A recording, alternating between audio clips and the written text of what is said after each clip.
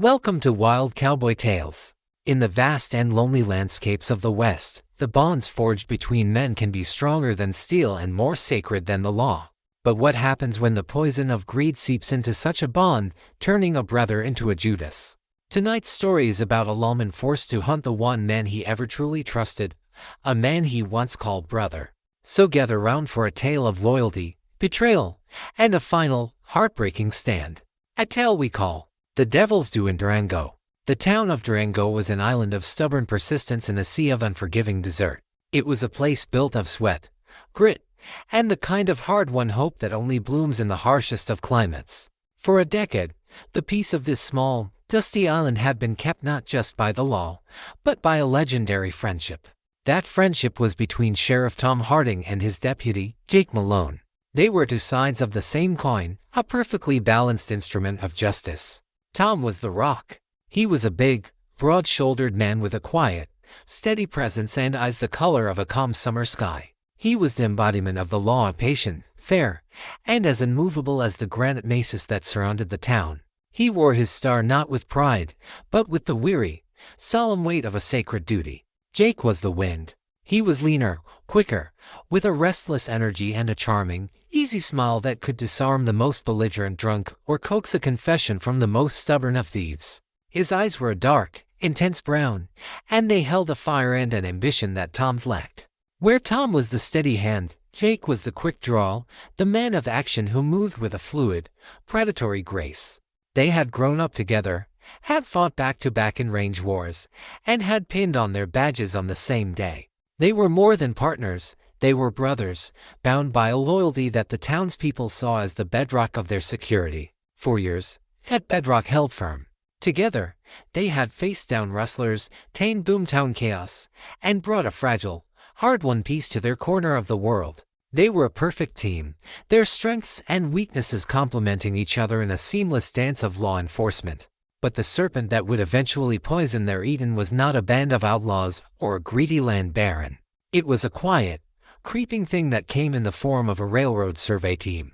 The news that the Transcontinental was planning to build a spur line through the region, with Durango as the potential site for a major depot, fell upon the town like a golden rain. The promise was of unimaginable prosperity, of a future where Durango was not a forgotten backwater, but a bustling hub of commerce. For Tom, the news was a source of quiet concern. He knew that progress of this kind brought with it a host of new problems: land speculators, card sharps, and the kind of corporate greed that could poison a town's soul. For Jake, however, the news was not a concern, it was an opportunity. The fire of ambition that had always burned in his eyes now began to burn hotter, brighter, and with a more dangerous light. He began to change, the transformation so subtle at first that only Tom noticed. He started spending his evenings not on patrol, but in the saloon, drinking with the slick, well-dressed land agents who had begun to arrive in town. He started talking less about justice and more about opportunity and getting what's ours. "This town is sitting on a gold mine, Tom," he'd say, his voice filled with a new, restless energy. "And we're the ones who have kept it safe all these years. Don't you think we deserve a piece of the pie? A bigger piece than a sheriff's meager salary?" "Our job isn't to get a piece of the pie, Jake," Tom would reply, his voice steady. "Our job is to make sure the pie is divided fairly. We serve the town, not ourselves." The philosophical rift between them grew, a small, hairline crack in the bedrock of their friendship.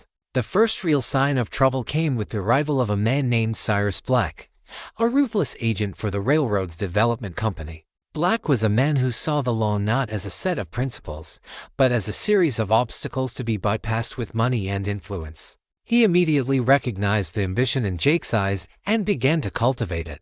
Their secret meetings became more frequent. Tom would see them, huddled in a corner of the saloon, their heads bent together over maps and contracts. He confronted Jake about it, his heart heavy with a growing sense of dread. "He's a snake, Jake," Tom warned. "A man like that doesn't make friends. He buys tools. And when he's done with them, he throws them away." "You're just scared of progress, Tom," Jake retorted, his voice defensive, his eyes unable to meet his friend's steady gaze. "Black is offering this town a future. He's offering us a future. You're just too blind and too damn self-righteous to see it." The crack was widening. The Brotherhood, which had once been a source of strength, was now a source of constant, low-grade tension. The easy camaraderie was replaced by a strained, watchful silence. They were still partners, they still wore the same badge, but they were now walking on different sides of a line that had been drawn in the dust between them. The final, irrevocable break came with the Henderson Ranch. The Henderson family, a quiet, decent couple with a small but vital piece of land that Cyrus Black needed for the railroad right-of-way, had refused to sell. A week later, their barn was burned to the ground in the middle of the night. It was a classic act of intimidation, the kind of crime Tom and Jake had once fought against together. Tom began an investigation, but he found his every move blocked. Witnesses were suddenly too afraid to talk. Evidence disappeared from the jail's lockup. And Jake, his partner, the man who was supposed to be watching his back, was always one step ahead of him, muddying the trail, deflecting his inquiries. Tom finally confronted him in the sheriff's office, the place that had once been the symbol of their shared purpose. He laid a single, thin cartridge on the desk between them. It was a .44 caliber, a type used by only one man in town, Jake. Tom had found it at the scene of the fire. "You were there, Jake," Tom said, his voice a low, heartbroken whisper. "You burned them out." Jake looked at the cartridge, then at Tom's face, and the mask of the charming, loyal deputy finally fell away. His face hardened, his eyes turning cold and reptilian. "They were in the way of progress, Tom," he said, his voice flat. "Sometimes, for the greater good, sacrifices have to be made." The greater good, Tom's voice was a raw, disbelieving thing. "Or the greater good of your own pocketbook. You sold your badge, Jake. You sold your soul. For what? For a piece of land. For the favor of a man like Cyrus Black." "I'm taking what's mine, Tom," Jake said, his voice rising, a new, ugly arrogance in his tone. "What's ours, if you just open your damn eyes? This town is going to make me a king. And you can either stand with me, or you can stand against me. But I'm telling you right now, brother, you don't want to stand against me." He unpinned the deputy's star from his vest and tossed it onto the desk. It landed with a soft, tinny clatter that sounded like a death knell. "I'm done being your shadow," he said. He then turned and walked out of the office, leaving Tom standing alone in the ruins of their friendship. The bedrock had shattered. The brotherhood was dead. The man he had called brother was now his enemy, a serpent he had nurtured in his own house. And Tom knew, with a certainty that chilled him to the bone, that a storm of violence was coming to Durango. A storm that would force him to raise his gun against the one man he had sworn he would always protect. The schism between Tom Harding and Jake Malone tore the soul of Durango in two. Jake did not just quit his post as deputy, he declared open war on the very law he had once sworn to uphold. With the financial backing of the railroad agent, Cyrus Black, and with his own intimate knowledge of the town's weaknesses, he began to assemble an army. He recruited the disgruntled, the greedy, and the desperate, a collection of hard cases and drifters who were drawn to his charismatic promises of wealth and power. They became, in effect, a private, outlaw army, operating under the guise of security for the railroad's interests. The town, which had once been a place of quiet order, descended into a state of low-grade, simmering warfare. Jake's men, emboldened by their new authority, began to act with impunity. They would swagger through the streets, harassing the townspeople, shaking down merchants for protection fees, and enforcing the will of Cyrus Black. Tom Harding, the town's legitimate sheriff, found himself a king with no kingdom. He was isolated, a lone bastion of the law in a town that was rapidly becoming lawless. His authority was openly mocked. When he tried to arrest one of Jake's men for assault, the men simply laughed in his face, knowing that the town's corrupt judge, another of Black's recent acquisitions, would have him free before the ink on the arrest report was dry. The betrayal cut deeper than just the loss of a friend. Jake, with his intimate knowledge of Tom's methods and his character, began a cruel, systematic campaign to destroy him, not just as a lawman, but as a man. He knew Tom's greatest strength was the trust the people had in him. So, he set out to poison that trust. He started with whispers and lies. A rumor would circulate that the sheriff was secretly taking bribes, that his opposition to the railroad was just a negotiating tactic to drive up his own price. He would use his knowledge of Tom's past investigations to twist the facts, making it seem as if Tom had let certain criminals go in exchange for favors. The psychological warfare was relentless. One night, Tom's horse, a magnificent stallion he had raised from a colt, had its legs broken in its stall, a brutal, senseless act of cruelty that was a clear and personal message from Jake. Another night, the small, white-steepled church where Tom's wife was buried was vandalized. The simple wooden cross on her grave snapped in two. Each act was a knife twisted in Tom's heart, a deliberate, sadistic attack on the things he held most sacred. He felt as if he were fighting a ghost, a dark reflection of himself who knew his every thought, his every weakness. The townspeople, caught in the middle and terrified of Jake's growing power, began to distance themselves from their beleaguered sheriff. They saw a man who was losing, a man who could no longer protect them, and their support, once his bedrock, began to erode. The serpent's final, most venomous strike was a plan to not just neutralize Tom, but to turn him into the very thing he had spent his life fighting against, an outlaw. It began with a stagecoach robbery.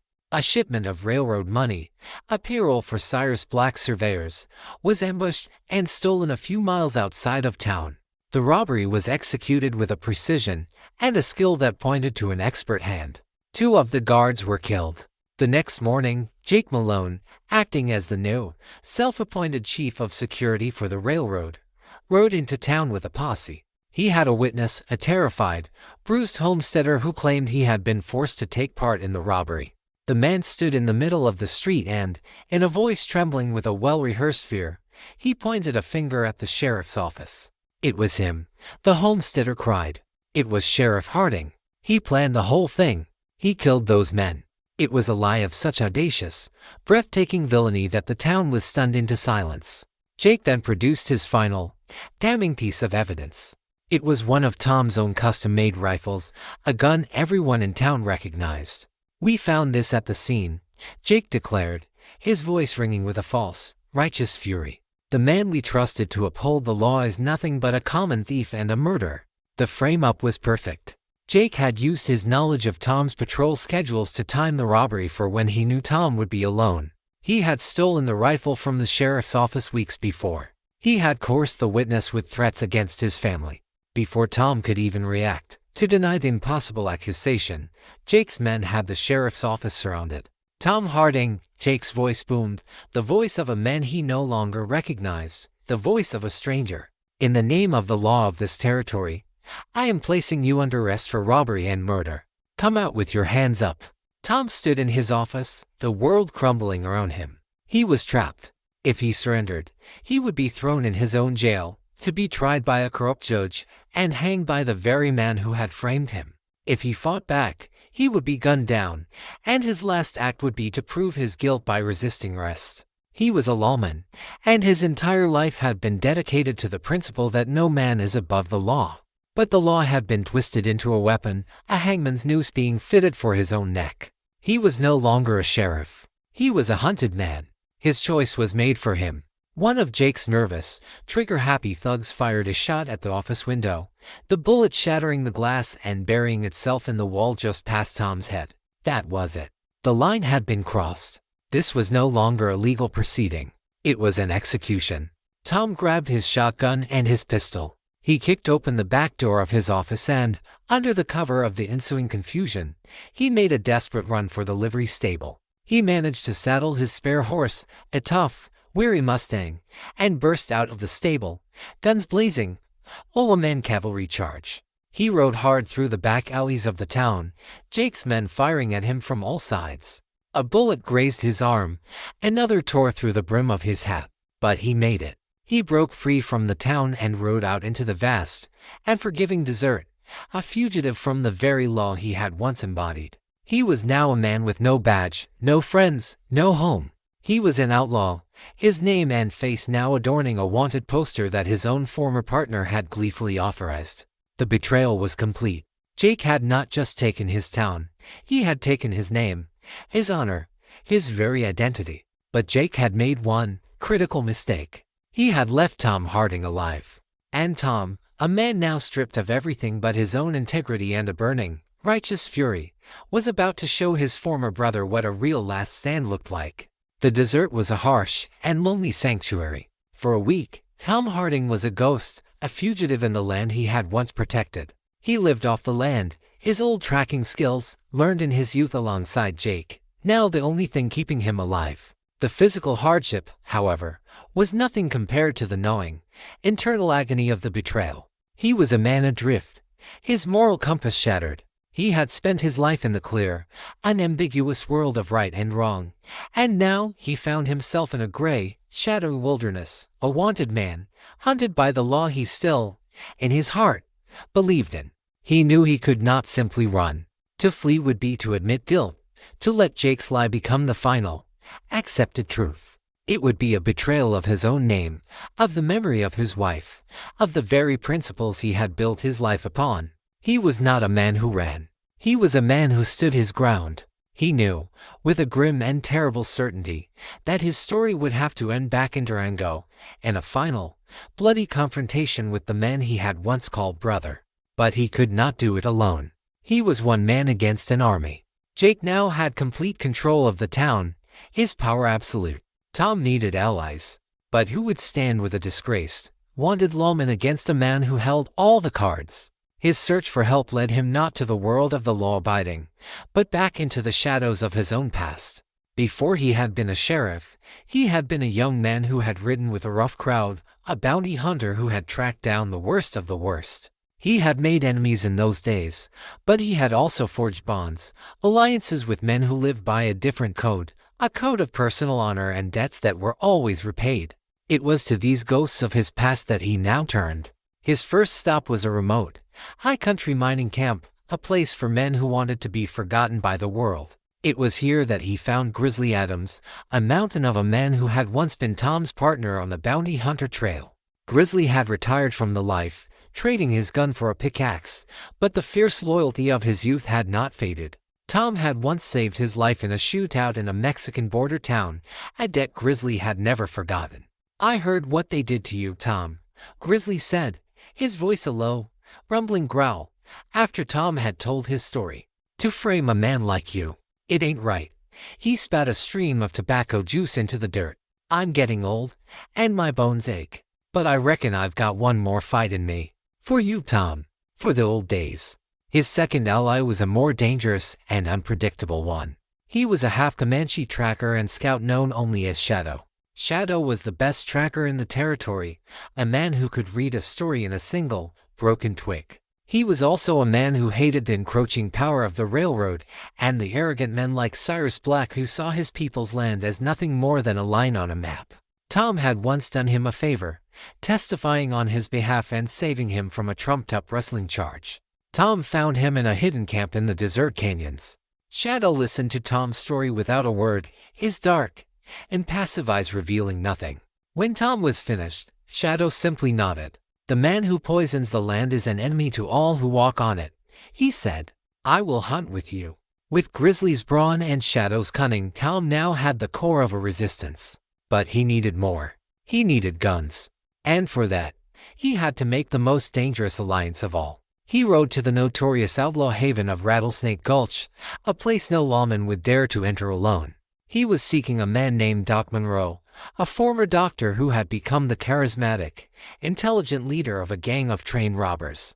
Doc was a gentleman outlaw, a man who lived by a strange, almost chivalrous code. Years ago, Tom had cornered Doc and his gang after a robbery. But instead of a bloody shootout, Tom had negotiated a surrender, giving his word that he would personally see they got a fair trial. He had kept his word, and Doc, though he had served his time, had never forgotten the act of an honest lawman in a dishonest world. Tom walked into the smoky, hostile saloon in Rattlesnake Gulch, a place where his old star would have gotten him killed in an instant. He was just a wanted man now, and that gave him a different kind of currency. He found Doc in the middle of a high-stakes poker game. "Harding," Doc said, a slow, surprised smile spreading across his face. "I saw your wanted poster. $1,000. It's almost tempting." He gestured to a chair. "Sit. Tell me what kind of trouble a man like you gets into to have his own deputy put a price on his head." Tom told his story for the third time. Doc listened, his intelligent eyes missing nothing. "A railroad man and a Judas deputy," he said when Tom was finished. "There's nothing lower. So, You've come to my den of thieves to recruit a posse of saints. I've come for guns, Doc, Tom said. And for men who know how to use them. I can't pay you what Jake is paying his men. All I can offer you is a chance to hit back at the kind of corporate greed that's strangling this whole territory. A chance to give a man like Cyrus Black a taste of his own medicine. Doc considered it for a long moment. I am a thief, Tom, not a revolutionary, he said. But he looked around at the hard-faced men in his gang. My men are getting restless. And I do so hate a man who gives a lawman a bad name. A wicked, charming smile touched his lips. All right, Sheriff, you've got yourself an army. It may not be the one you want, but it's the one you're going to get. This should be gloriously, catastrophically entertaining. And so, the army of ghosts was assembled. A disgraced lawman, a grizzled mountain man, a silent Comanche tracker, and a gang of charismatic train robbers. It was a motley, unpredictable, and incredibly dangerous alliance, a collection of the West's forgotten and disposed, all united by a shared hatred for the new brand of corporate tyranny that was poisoning the land, and by a shared, if grudging, loyalty to the one honest man they had ever known. Tom Harding had his army. Now, all he had to do was lead them back to Durango and unleash hell on the man he had once called brother. The return of Tom Harding to Durango was not a quiet, stealthy affair. It was a bold, public declaration of war. He and his strange, formidable army of ghosts did not sneak into town. They rode in at high noon, a dozen riders moving with a slow, deliberate, and menacing purpose down the center of the main street. The townspeople, who had been living under the thumb of Jake's oppressive rule, stared in stunned disbelief. They saw their disgraced, wanted sheriff, riding at the head of a posse that looked like it had been summoned from the pages of a dime novella. Giant mountain man, a silent, hawk-eyed Comanche, and a gang of the most notorious outlaws in the territory. It was a terrifying, uninspiring sight. Jake Malone and Cyrus Black, who had been holding court in the saloon, were caught completely by surprise. They had expected Tom to be a lone, desperate fugitive. They had not expected him to return as the general of a private army. The two groups faced each other in the dusty street, 100 yards of tense, empty space between them. On one side stood Jake and his 24 hired guns, the self-proclaimed law of Durango, their faces a mixture of shock and nervous bravado. On the other stood Tom and his dozen ghosts, a collection of outcasts and killers who looked at Jake's men not with fear, but with a kind of professional, predatory disdain. Well, Tom, Jake called out, his voice a mocking drawl, though it couldn't quite conceal the tremor of surprise. Look what the cat dragged in. A washed-up lawman and a collection of gallows bait. This is your grand plan? To take back this town with a gang of thieves. These are honest thieves, Jake. Tom's voice boomed, clear and steady, for the whole town to hear. Which is more than I can say for the company you keep. He looked past Jake, his gaze sweeping over the townspeople who were now peering from their windows and doorways. I'm not here to take back this town. I'm here to give it back to the people you stole it from. The gauntlet had been thrown. But Tom knew that a straight-up gunfight in the middle of the street would be a bloodbath, a chaotic slaughter that would endanger the very people he was trying to protect. His plan was not to win a single gunfight, but to win a war for the town itself. He had sent Shadow, the Comanche tracker, into town the night before. Shadow had moved like a whisper, delivering messages, rallying the few brave townspeople who had not yet been broken by Jake's role as stubborn blacksmith, the doctor, the old preacher. Now, at a prearranged signal from Thomas Simple, sharp whistled second phase of the battle began. From the rooftops and alleyways, a handful of armed citizens opened fire, not on Jake's men directly, but on the windows of the saloon, on the water tower, on the symbols of the corrupt authority. At the same time, Grizzly Adams let out a deafening roar and charged, not at Jake's men, but at the town's bank, the center of Cyrus Black's financial power. He used a massive sledgehammer he had borrowed from the blacksmith shop and began to methodically demolish the front door. The town of Durango erupted into chaos. Jake's hired guns, who had been prepared for a simple, face-to-face showdown, were now facing a multi-front, guerrilla war. They had snipers on the roofs, a giant demolishing their bank, and a line of the territory's deadliest outlaws staring them down in the street. Their discipline line broke as men scattered to deal with the new threats. This was the moment Tom had been waiting for. Doc, he yelled. "The saloon is yours." Doc Monroe and his gang of robbers let out a joyous whoop. This was the kind of chaos they thrived on. They charged the saloon, not as a posse, but as the trained robbers they were, their guns blazing, their goal not to kill, but to seize the enemy's headquarters and, more importantly, its liquor supply. The battle for Durango had begun. It was not a single, clean fight, but a dozen small, vicious skirmishes raging throughout the town. It was a battle for position, for control of the key strategic points, the bank, the saloon, the sheriff's office. Tom, in the heart of the chaos, was not a wild, avenging gunman. He was a commander. He moved with a calm, tactical precision, directing his small, diverse forces, his mind always 2 steps ahead of his enemy. He was a lawman, and his goal was not to burn the town down, but to strategically dismantle the criminal enterprise that had seized it. He and Shadow, the tracker, moved with a silent, deadly efficiency toward the sheriff's office, the place that was the ultimate symbol of the law, the place he had to reclaim. They were met by a handful of Jake's best men, and a brutal, close-quarters fight erupted in the alleys behind the office. Tom fought with the grim, efficient skill of a man who had spent his life in such battles. But he fought with a heavy heart. With every man he was forced to shoot, he saw the face of the young deputy he had once mentored. Finally, as the afternoon sun began to dip low, a semblance of order began to emerge from the chaos. Doc and his men had taken the saloon. Grizzly had secured the bank. And Tom, after a final, bloody fight, stood once more in the doorway of his own office. The first phase of the battle was won. They had broken Jake's control of the town. But the war was not over. Jake, Cyrus Black, and a handful of their most loyal men had retreated and fortified themselves in the town's new, half-finished railroad depot at the edge of town. They were cornered, they were desperate, and they were still dangerous. As the sun began to set, casting long, bloody shadows across the street, a tense, temporary truce fell over the town. The 2 sides were in a standoff, gathering their forces, tending to their wounded, and preparing for the final, inevitable confrontation. He knew that the final battle would not be for the town. It would be for the soul of one man. It would be a final, tragic showdown with the man he had once called brother. The setting sun bled across the sky, painting the clouds in hues of bruised purple and angry red, a celestial reflection of the bloody, battered town below. A tense and natural quiet settled over Durango, a temporary truce born of exhaustion and the reloading of guns. Tom Harding and his band of ghosts had taken the town, but Jake Malone and Cyrus Black, holed up in the formidable, half-constructed railroad depot, still held a final, deadly card.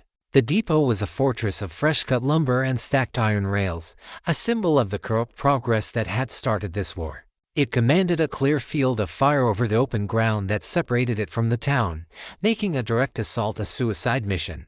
Tom knew they were in a standoff, a deadly waiting game that Jake, with his ruthless cunning, would be the first to break. From his reclaimed office, Tom looked out at the town he had just fought for. The joy of liberation was absent. In its place was a profound, aching sorrow. He saw the shattered windows, the splintered doors, and he knew that beneath the physical damage lay the deeper wounds of a community that had been forced to turn on itself. This was not a victory, it was a tragedy, and the final act was yet to be played. His strange alliance of outlaws and honest men held a fragile, temporary control. Doc Monroe and his gang had taken over the saloon, and their control was rapidly devolving into a raucous, drunken party.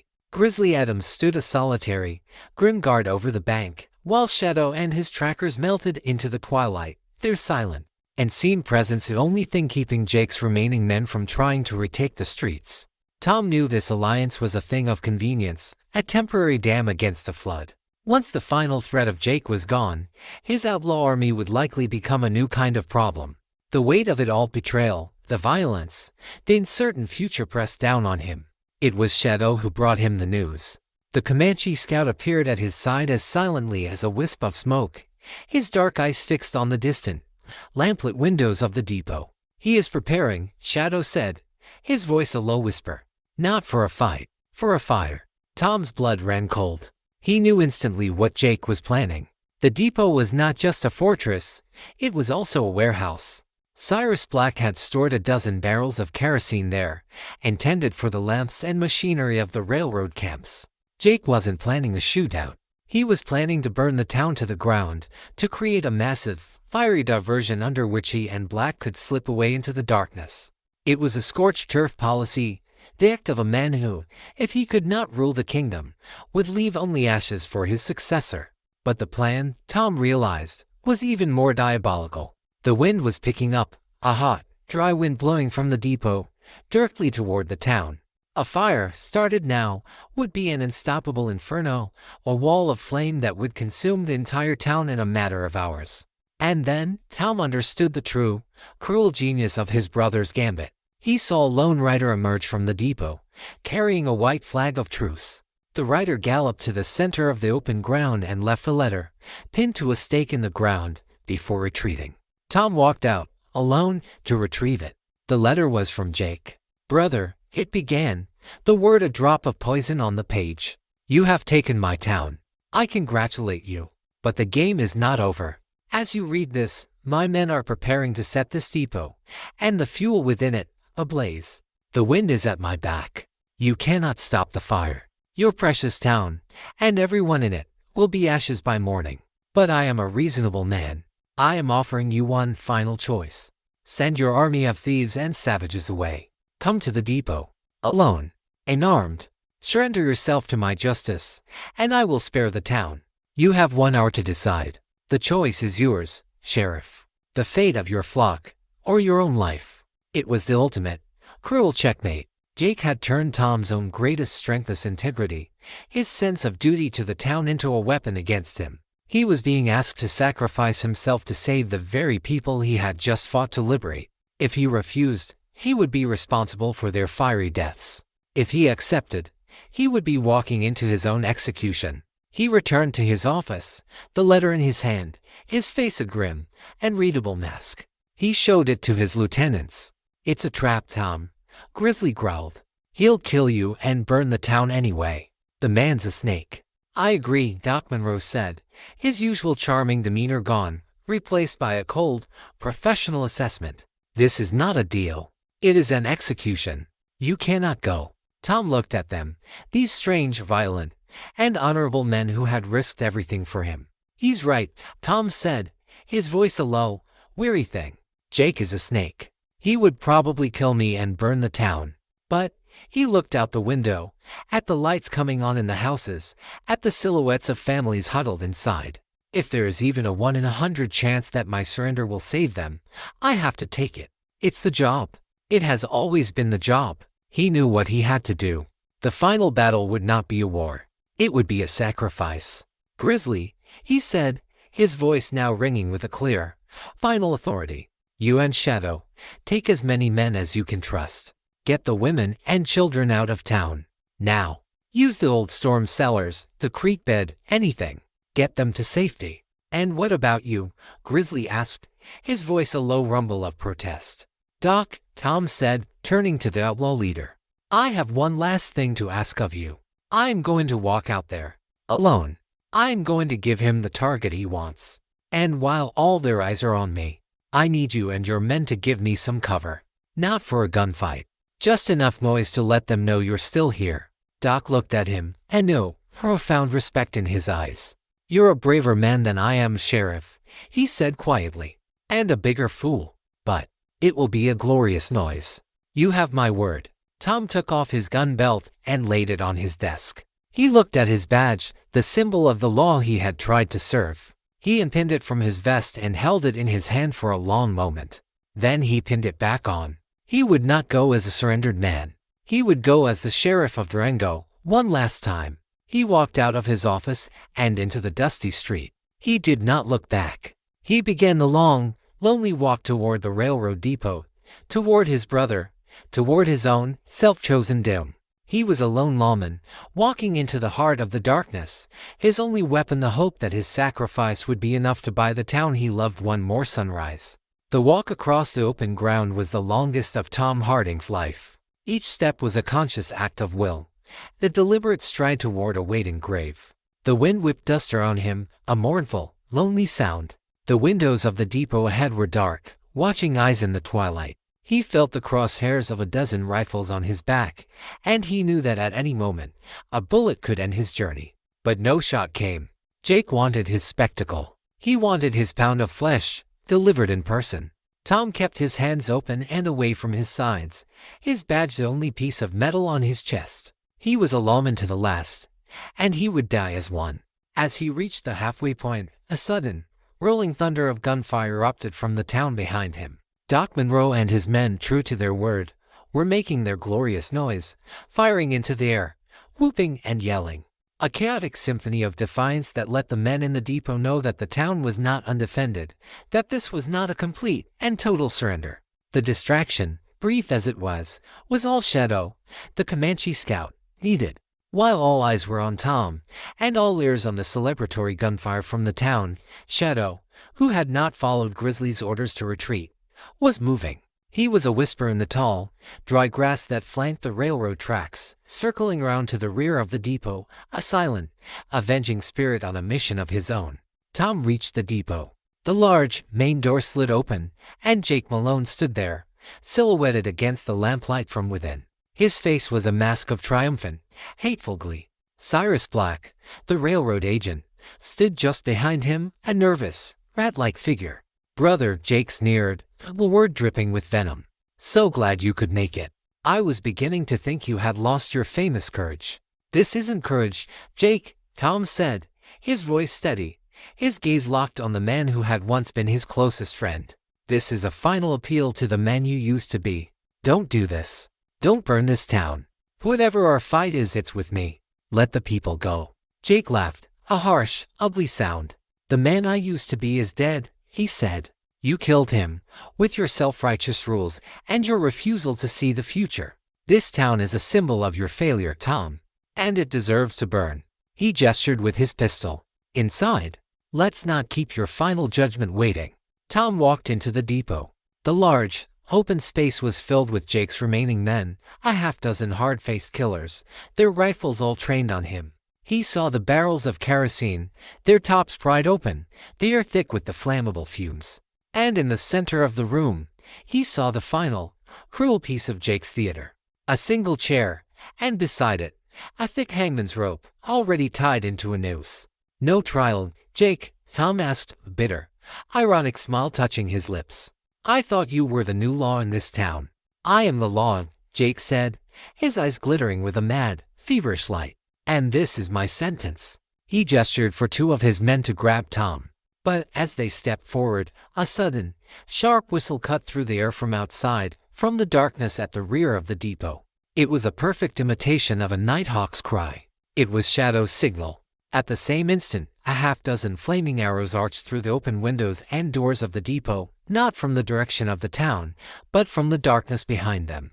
They were not aimed at the men. They were aimed at the open barrels of kerosene.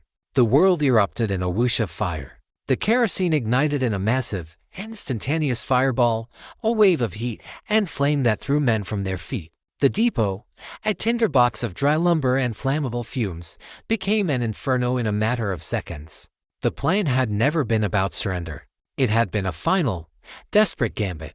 Tom's long, slow walk had been a diversion, a way to draw all the enemies into one place, to focus their attention. The glorious noise from the town had been the cover, and Shadow, the silent hunter, had been the executioner. Tom, who had anticipated the attack, dropped to the floor as the fire erupted, rolling away from the worst of the blast. Jake and his men, caught completely by surprise, were not so lucky. Two of them were instantly consumed by the flames. The others, their clothes on fire, screamed and fired their weapons wildly in the blinding, choking smoke.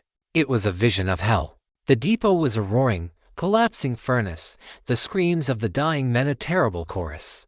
Tom, his arms seared by the flames, scrambled for the only way out, the main door. He burst out into the night air, gasping for breath, his ears ringing. He turned and saw two other figures stumble from the inferno.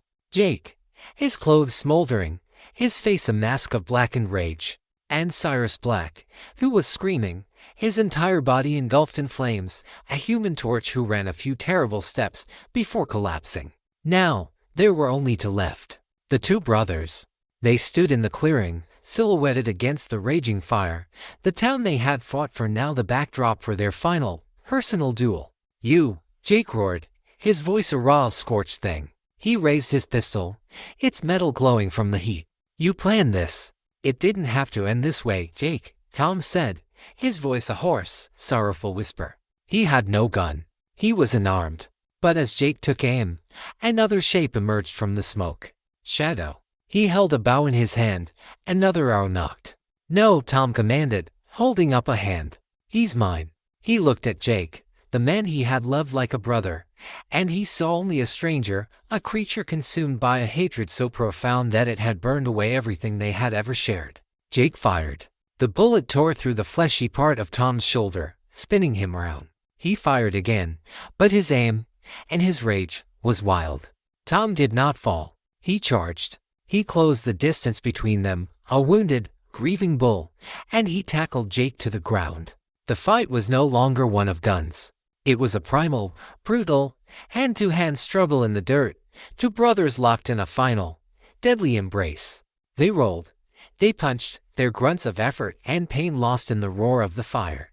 In the end, it was Tom's sheer, desperate strength, the strength of a man with nothing left to lose, that prevailed. He got the upper hand, his hands closing around Jake's throat. He looked down into his brother's eyes, and in their dark depths, he saw not a monster, but a frightened, broken man. A man who had been poisoned by a dream of power that had turned to ash in his mouth. A single, terrible sob escaped Tom's lips. He could not do it. He could not kill his brother. He released his grip. And it was in that moment of mercy, of love, that Jake made his final, treacherous move. He had a small knife hidden in his boot. With a final, desperate surge of strength, he drove it deep into Tom's side. Tom gasped, a look of shocked, profound betrayal on his face. He fell back, clutching the wound, the last of his strength leaving him. Jake scrambled to his feet, a triumphant, demonic leer on his face. He stood over his fallen brother, the bloody knife in his hand. "I told you, Tom," he hissed. "You don't want to stand against me." He raised the knife for the final, killing blow. But the blow never landed. A silent, deadly arrow, loosed from the darkness by the ever-watchful Shadow, took him square in the chest. Jake stared down at the shaft protruding from his heart, a look of ultimate surprise on his face. He then collapsed, falling beside the brother he had just murdered, his own blood now mingling in the dust with the blood of the man he had betrayed. Tom lay there, his life seeping into the ground, looking up at the smoke-filled sky. He saw the faces of the men he had led, of Grizzly, of Doc, of Shadow. He saw the lights of the town he had saved. And he saw the face of Jake, his brother, lying so still beside him. The betrayal was absolute.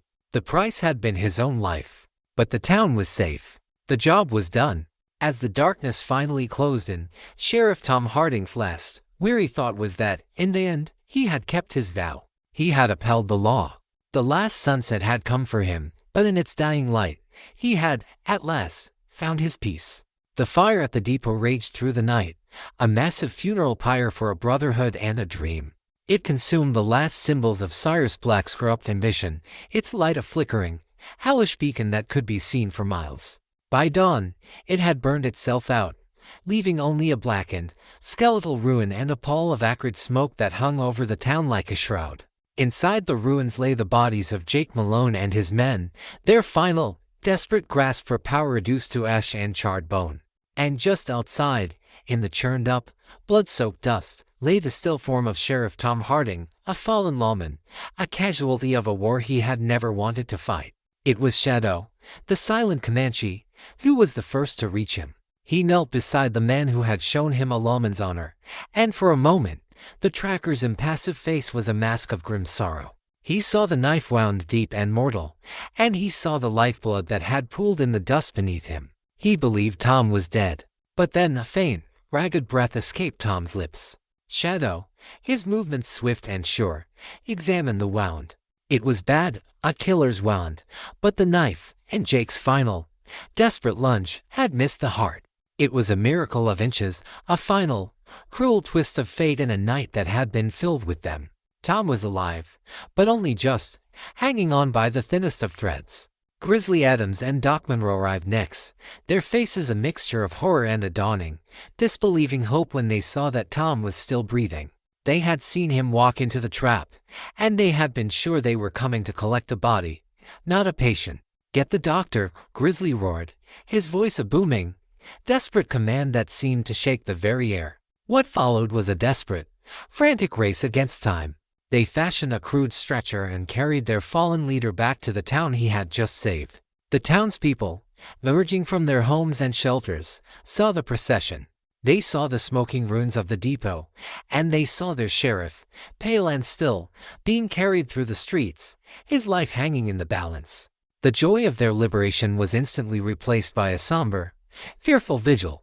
The town doctor, a man whose usual practice consisted of setting broken bones and delivering babies, found himself in a life-or-death battle. The knife wound was deep, and Tom had lost a massive amount of blood. The fight for Tom Harding's life became a fight for the town's soul. He was more than just a lawman now, he was a symbol of their sacrifice, of their defiant stand against the darkness. For 2 days and 2 nights, the town of Durango held its breath. A silent, communal prayer seemed to hang in the air. Doc Monroe, the charismatic outlaw, found himself in the strange position of acting as a temporary peacekeeper, his gang of thieves, sobered by the battle and by their respect for the sheriff, helping to keep order. Grizzly Adams sat on the porch of the doctor's office like a massive, immovable boulder, his shotgun across his lap, a silent, grim guardian. On the 3rd morning, the doctor emerged, his face gray with exhaustion, but his eyes holding a flicker of weary triumph. "He will live," he announced to the anxious crowd. "The fever has broken. He is weak, but he is a strong man. He will live." A wave of profound, collective relief washed over the town. Their sheriff, their hero, had survived. But the man who awoke a week later was not the same man who had walked into the depot. Tom Harding had physically survived, but a part of him had died in that fire, alongside the man he had once called brother. He awoke to a world where his closest friend was his murderer, where the lines between loyalty and betrayal, between love and hate, were a tangled, bloody knot in his own soul. He was a hero. The town celebrated him.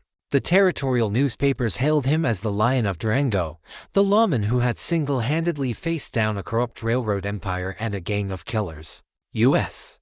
Marshals arrived, not to arrest him, but to commend him, to formalize the end of Cyrus Black's reign and to legitimize the new, independent government of the town. But Tom felt none of the triumph. Every cheer, every word of praise, felt like a bitter irony. He had won. The town was safe. Justice, of a brutal and bloody kind, had been served. But the cost had been the ashes of his own heart. He would forever be the man who had led his own brother to his death. He would be the lawman whose last, great act of peacekeeping had been to unleash a band of outlaws upon his own town. He had won the war, but he felt as if he had lost his own soul in the process. His ghost Grizzly Shadow and Doc did not stay for the celebrations. Their work was done, their debts repaid.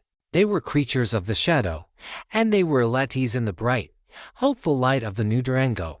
They came to say their farewells to Tom as he was recovering. "You're a good man, Tom Harding," Doc Monroe said, a rare, genuine sincerity in his charming voice. "Don't let this ugly business convince you otherwise." Tom could only nod, the words caught in his throat. He watched them ride out, his strange, violent, and honorable army, disappearing back into the wilderness from which they had come, leaving him alone with the victory he had won and the terrible, personal price he had paid for it. The battle for Durango was over, but Tom knew that his own private war, the war against the ghost of his brother and the memory of his betrayal, was just beginning. In the months that followed the Depot War, the town of Durango underwent a profound transformation.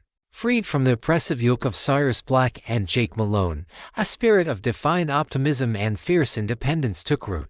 The town council, with the blacksmith and the doctor at its head, began the slow, arduous process of rebuilding, not just the physical structures that had been damaged, but the very soul of their community. The railroad, its reputation tarnished by the exposure of Cyrus Black's criminal enterprise, was forced to negotiate with the town in good faith. Durango got its depot, but on its own terms, with contracts that benefited the community, not just a distant, faceless corporation. The prosperity that Jake had so desperately craved, the prosperity he had been willing to kill for, finally came to the town, but it was an honest prosperity, built on the foundations of the community's hard-won freedom. Tom Harding, however, remained a man apart from the town's rebirth. He recovered from his wounds, the physical scars a pale imitation of the deeper wounds that now marked his soul. He resumed his duties as sheriff, but the easy, confident authority he had once possessed was gone. He moved through the town like a ghost, his sky-blue eyes now clouded with a permanent, unshakable sadness. He was a hero to his people, but he felt like a fraud. He had upheld the law, but he had done so by unleashing lawlessness. He had saved his town, but he had killed his brother. The contradiction was a weight he carried every single day. He was a good sheriff. He was fair, just, and incorruptible. But the joy he had once taken in his work, the simple, profound satisfaction of keeping the peace, was gone. His badge felt less like a symbol of honor and more like a brand, a constant reminder of the terrible price of justice. He spent his nights in his empty house, the silence a constant, accusing presence. He would find himself talking to Jake, to the ghost of the young, smiling man he had grown up with, trying to understand the moment when the bright, ambitious boy had turned into the cold, reptilian killer. But there were no answers. There was only the endless, looping memory of that final, brutal embrace in the dust, of a brother's betrayal and a brother's death. The townspeople, with a quiet, compassionate wisdom, seemed to understand. They respected his solitude. They saw the pain he carried, and they gave him the space he needed to carry it. They knew that he was a man who had sacrificed his own peace for theirs, and they honored him for it in the only way they could, by building a town worthy of that sacrifice. The turning point for Tom, the first, faint glimmer of a possible dawn after a long, dark night, came a year after the battle. A young woman, a schoolteacher from the East, arrived in town, bringing with her a sense of hope and a belief in the future that Durango had not seen in a long time. She was brave and kind, and she had eyes that seemed to see past the ghost of the hero to the wounded, grieving man beneath. She did not try to fix him. She did not offer easy platitudes or false sympathy. She simply offered him her quiet companionship. She would bring him a hot meal on the nights she knew he was working late. She would sit with him on the porch of the sheriff's office, talking not of the past, but of the children she was teaching, of the books she was reading, of the small, simple, and beautiful things that make up a life. Slowly, tentatively, like a winter-frozen landscape thawing under a gentle spring sun, Tom Harding began to heal. He began to see the town not just as a monument to his failure and his loss, but as a testament to what they had all, together, managed to build from the ashes. He saw the new families, the thriving businesses, the children laughing in the schoolyard, and he began to understand that his legacy was not just in the brother he had lost, but in the community he had saved. He never forgot Jake. He never forgave him, not entirely. The scar of that betrayal was too deep, but he began to learn how to live with it. He began to understand that the brotherhood they had shared, as real and as powerful as it had been a thing of their youth. They had grown into different men, and the world had forced them to choose different paths. His path had been the harder one, but it had been the right one. The open ending of Tom Harding's story is not a question of whether he would ever find Jake again, or whether their brotherhood could be saved. That story was over, finished in the fire and the dust. The true open ending was the one that was just beginning. It was the story of a man remade, a man who had walked through the darkest valley of betrayal and had emerged on the other side, wounded and scarred, but not broken. It was the story of a lawman who had learned that true strength is not in the gun you carry, but in the community you build, and that the only real way to honor the dead is to create a better world for the living. The sheriff's last stand was over, but his first, tentative steps toward a new life were just beginning. 5 years is a lifetime in the West. It is enough time for a boom town to turn to a ghost town, for a railroad to carve a new artery across the plains, for the scars of a battle to fade into the fabric of local legend. In Durango, 5 years had been a time of quiet, steady healing, and of building. The town had prospered, its roots now deep and secure. The violent, chaotic days of the depot were a story told to wide-eyed newcomers.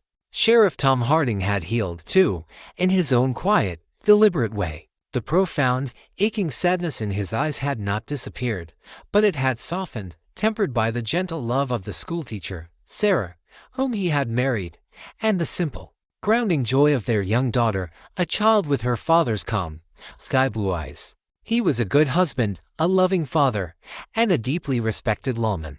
He had found a fragile, hard-won peace. He had not forgotten Jake. The ghost of his brother was a permanent resident in the quiet chambers of his heart, but the ghost no longer had the power to torment him.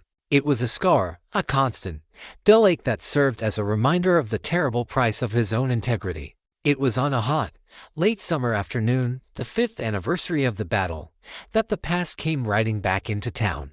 Tom was in his office, finishing his paperwork, the sounds of the peaceful, bustling town drifting in through the open window.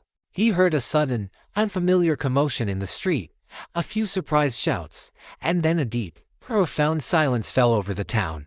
It was the kind of sudden quiet that only comes with a shared, collective sense of shock or fear. Tom stood up, his hand resting with a familiar, wary weight on the butt of his Colt, and walked to the door. He stepped out onto the porch, and his heart seemed to stop. Standing in the middle of the street, 100 yards away, was a lone rider. The man was a scarecrow, his clothes little more than sun-bleached rags, his face a gaunt, bearded mask of sun and hardship. He sat his horse, a tough, weary Mustang that looked as if it had been ridden to hell and back, with a slump of utter exhaustion. But there was something in the set of his shoulders, in the way he held his head, that was terrifyingly, heartbreakingly familiar. It was Jake. He was not the arrogant, charismatic leader Tom had last seen in the firelight. The fire of his ambition had been extinguished, replaced by the dead, haunted look of a man who has spent 5 years in his own private hell. He was a ghost, a specter from a past that was supposed to have been buried. The townspeople, who had been frozen in shock, began to slowly, silently, retreat into their homes and shops, their faces pale. They recognized him. The devil had returned. Jake's haunted, weary eyes scanned the town, taking in the new buildings, the prosperous, peaceful scene. His gaze finally settled on the sheriff's office, and on the man standing on the porch. He slowly, painfully, dismounted, his movements stiff and awkward. He did not reach for the gun on his hip. He simply stood there, in the middle of the street, a man come to the end of a long and terrible road. Tom walked slowly down the steps of his office and into the street, until he was standing 50 feet from the man he had once called brother. He could see him clearly now. He saw the new scars on his face, the profound, soul-deep weariness that seemed to radiate from him. "Jake," Tom said, his voice a hoarse, disbelieving whisper. "Hello, Tom," Jake replied, and his voice was not the sneering, arrogant tone of a villain, but the dry, rasping sound of a man who had used up all his words. The question that had haunted Tom for 5 years was finally before him, a living, breathing ghost. He did not know if Jake had come for a final revenge, or for a forgiveness that Tom did not know how to give. "What do you want?" Tom asked, his hand still resting on his gun. Jake did not answer. He simply looked at his brother, and in his dark, haunted eyes, Tom saw not hatred, not anger, but a vast, empty ocean of regret. A single, difficult tear traced a path through the grime on Jake's cheek. He then, with a slow, deliberate movement, unbuckled his gun belt and let it fall into the dust. It was an act of ultimate surrender, a final, silent admission of defeat. He stood there, unarmed, a broken man, his fate now entirely in the hands of the brother he had betrayed. The choice was Tom's. He was the law.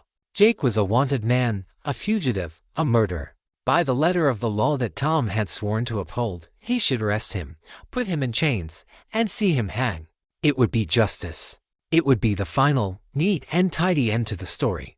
But as he looked at the broken, empty shell of the man before him, he felt not the cold satisfaction of the law, but a profound, aching wave of sorrow. He saw not the monster who had burned and killed, but the ghost of the boy he had grown up with, the friend he had loved. He saw a man who had already been judged, who had already served a 5-year sentence in a prison of his own making, a prison of guilt and regret that was far more punishing than any territorial jail. What is the purpose of justice? He asked himself. Is it to punish, or is it to heal? He slowly, deliberately, took his own hand off his gun.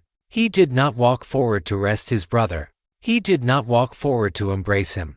He simply stood there, a silent witness to this final, tragic act of their shared story. "Ride on, Jake," he said, his voice thick with a grief that had been 5 years in the waiting. "There's nothing for you here." He then turned, without waiting for a reply, and walked back to his office, his back to the man in the street. It was the hardest, and the most profound, act of his long career as a lawman. It was an act that went against every letter of the law, but was true to its highest spirit. It was an act of mercy, an act of grace, an act of letting go. He did not see Jake stand there for a long, silent moment. He did not see him bend down, pick up a handful of the Durango dust, and let it run through his fingers, a final, tactile farewell. He did not see him turn and walk to his horse, a man with no name, no past, and no future, and right away, a lone figure disappearing back into the vast and forgiving desert that had become his only true home. The ghost had appeared on the horizon, and then, just as quietly, had faded away, leaving only the question of whether a soul, once so thoroughly lost, could ever truly find its way back. The return and subsequent departure of Jake Malone was a quiet, almost surreal postscript to the violent history of Durango. For the townspeople who had witnessed it, it was a moment of profound, quiet closure. The ghost that had haunted their past had finally been laid to rest, not with a bang, but with a whisper. For Tom Harding, it was a final, painful, and necessary act of surgery on his own soul. In letting his brother go, he had not forgiven the crime, but he had released himself from the prison of his own righteous anger. He had chosen mercy over justice, and in doing so, had found a deeper, more profound peace than any act of vengeance could have provided. The open ending of their story was not a question of if Jake would be redeemed. That was a question only Jake, and his God, could answer. The true open ending was for Tom. The final, terrible chapter of his past was now closed, and for the first time in 5 long years, he could finally, and fully, turn his face to the future. He became the lawman that Durango would remember for a generation. Not for the single, bloody day of the Depot War, but for the decades of quiet, steady peace that followed. He was a man who understood, in a way that few others could, the terrible, seductive poison of greed and the fragility of the bonds that hold the community together. He governed not with an iron fist, but with a compassionate heart and a deep, weary wisdom. His greatest legacy was not in the criminals he caught, but in the community he helped to build. Durango became a town known not for its railroad or its cattle, but for its decency, its fairness, and its unshakable sense of community. It was a town that had been to the brink and back, and had chosen, deliberately and consciously, to be better. Tom Harding lived to be an old man, and he died peacefully in his own bed, surrounded by his wife, his children, and his grandchildren. His life was a testament to the idea that a man is not defined by the worst thing that has ever happened to him, but by how he chooses to live in the aftermath. He had faced the ultimate betrayal, had been remade in the crucible of violence, and had emerged not as a bitter, venge-filled man, but as a pillar of the very civilization he had fought so hard to protect. The story of the two brothers became a part of the town's founding myth, a cautionary tale told to children about the dangers of ambition and the enduring power of forgiveness. They said that sometimes, on a quiet night, if the wind was blowing just right from the south, you could almost hear the sound of a lone rider, forever wandering the desolate plains, a ghost searching for a home he could never reclaim. But in the town of Durango, under the watchful, peaceful gaze of the granite mesas, there was no doubt. The sheriff's last stand had not been in the fire and the fury of the depot. It had been in the quiet, dusty street, in a single, difficult, and profoundly human choice. It was the choice to let go of the past, to embrace the future, and to find, in an act of impossible grace, his own, hard-won peace. The blood debt had been paid, and in its place, a garden had been allowed to grow.